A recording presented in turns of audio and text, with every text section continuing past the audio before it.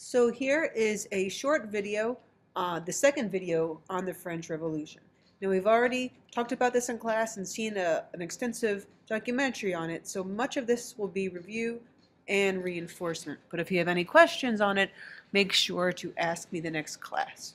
So this section is on radical revolution and reaction. And this is the part of the revolution where it becomes to get more radical. And Georges Danton, we saw him in the movie. He was the Minister of Justice and also the head of the Committee of Public Safety. Now, during this time period, thousands of people were killed for aiding or suspectedly aiding the king because they went against popular will, that idea of Rousseau's.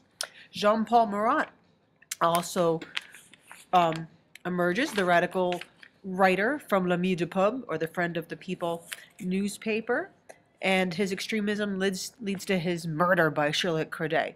Now, when the convention meets, they realize, hey, we need to get rid of the monarchy. But the question is, how are we going to get rid of the monarchy? And there's two main ideas on how they can do this. The Girondins, who are mostly in the rural and agricultural areas of France, want to get rid of the king, but they want to keep him alive because they fear an extreme mob rule. They don't want a mobocracy. Okay. Now the Montans represented the real radicals, and they wanted the king dead. The only way to get rid of this is to get rid of the king completely and let no opportunity for him to return. The Jacobins were the extreme faction of the Montans, and they ordered him dead. And the king was killed at 10:22 a.m. on January 21st of 1793. And they lifted his head and showed him to the people, and they cried, "Vive la nation, vive la République!"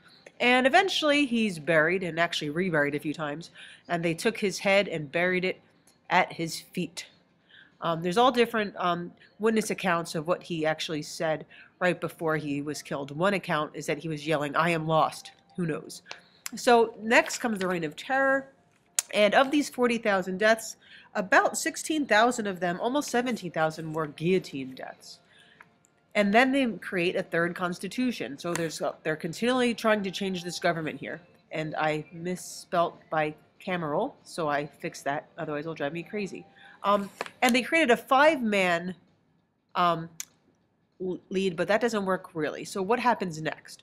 And what happens next is what we'll get into briefly, that this power vacuum leads to Napoleon. Here's your left side, your Marie Antoinette. She's about to get beheaded. She writes to her relatives who are royals in Austria, "Listen, you don't want this happening to you. Give at least 5 detailed points how you think she would suggest to avoid such a revolution in her home country." Right? How do you think she would do that? The password for today is croissant, because, hey, we're doing France. All right, see you next class.